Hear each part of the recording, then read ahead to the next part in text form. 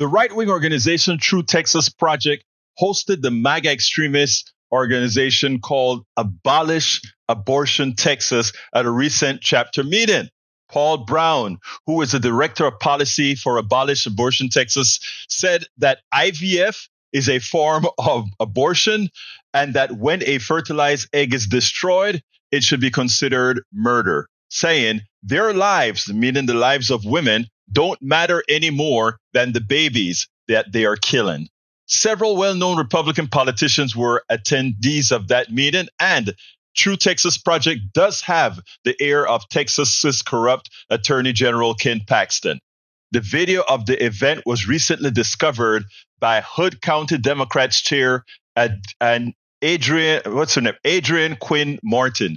This is news the entire country must be cognizant of. So I want you to listen to the video now, and then we'll take it on the other side. Eye for eye, tooth for tooth, life for life. The same penalty for harming or killing a born person is also imposed by God in his law for killing a preborn person. There's no difference in the value of one people and people. So the question is, if you've been alive during a genocide, Nazi Germany, think of Stalinist Russia, think of Rwanda in 1994, what would you have done about it? In short, abortion is murder. And that's starting at the moment of fertilization, prior to implantation. So the Plan B pill, or what's known as the morning after pill, which is used to terminate or kill a baby prior to implantation, that is an abortion. Other forms of abortion in this category would include what happens in IVF when a fertilized egg is created and is oftentimes destroyed. Those that do are terminating or destroying a human life. IVF. What is that? In vitro fertilization. Organization Abolish Abortion Texas. We are a specifically, explicitly Christian organization. What gives human beings our objective, eternal value is that we are made in the image of God. Preborn are being taken to death, and they're being willingly taken there by their own parents. They know it's a person. They know it's a baby. They just say, well, that's violating my personal autonomy. Yeah, it's a human. I can kill a human. It's right in these circumstances. We have a whole bunch of candidates who are running today who have expressed their willingness to support abolitionism.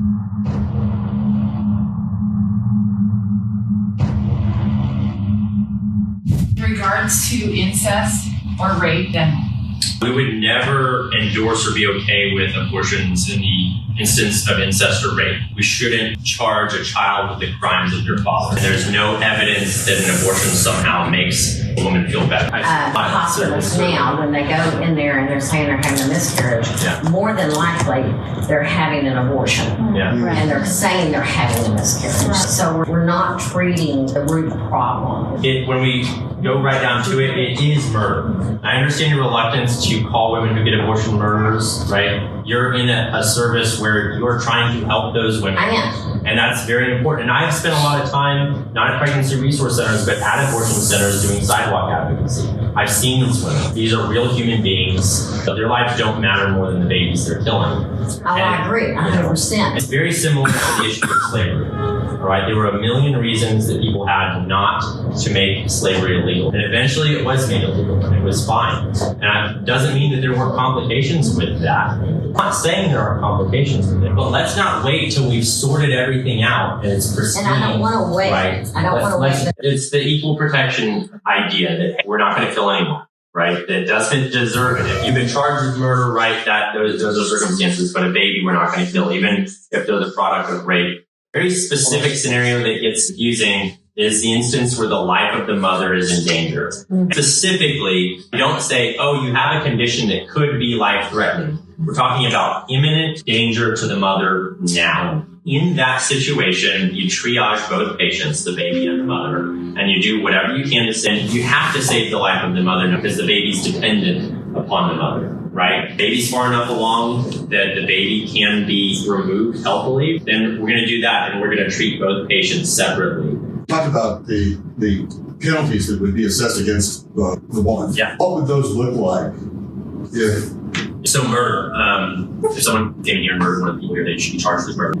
Pays for it, someone helps plan it, etc. They're all involved. And all the doctors will be charged for sure. Yeah. Yes, yeah. You got 50, 60,000 abortions in Texas. Do you want to arrest 50, 60,000 women? Let's say this was done nationally. Do you want to arrest 1 million women every year? No. I don't want any women to have abortions. And the good news is that when you treat abortion like murder, that we should expect it to decrease significantly. Does anyone know roughly how many homicides there are in the United States each year? 25,000. Do you know the difference? You know the difference? If you kill someone who is born, you can go to jail for the rest of your life. You can be executed. If a person has committed this crime, and you're going to have to go through a lot of stuff about it, it's still the right thing to do because this is God's word. This is what He said. Yes. And it's the right thing to do. You need to hold everyone accountable. And I agree with everything that you said. I'm absolutely on board. We don't have the federal government with their thumb on us saying abortion has to be legal. See, we have Roe v. Wade. I'm not looking for is consensus. If we can get the people in the House and the Senate to do their jobs, and thankfully a lot of those folks who don't really want to be real Republicans are going to get replaced in this next election. More optimistic than I've ever been before. If we can get it done next session, that would be nice. If going after abortion and IVF, meaning in vitro fertilization, is not bad enough, note that they are also going after contraception. Notably, they're also saying a woman must carry a fetus to term even under rape, incest, or any other matter. You know why? Because according to them, the father can make mistakes and the baby shouldn't pay for the father's mistakes. We have got to make people aware. Low information, political recipients, etc. We have got to let them understand there is a concerted effort to use that people are not following politics as they should, to use their apathy to get laws into actions that harm us all. Folks, we have to get serious. We have to get motivated. We have to make sure that these people don't come close to governing.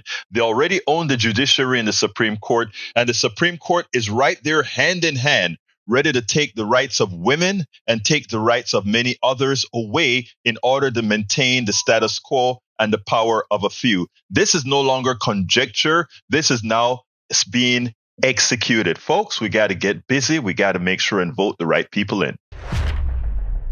We spend a lot of time deconstructing the news, trying to parse it into a form that everybody can understand. We try to find those little nitpicks where it flies above the fray, etc.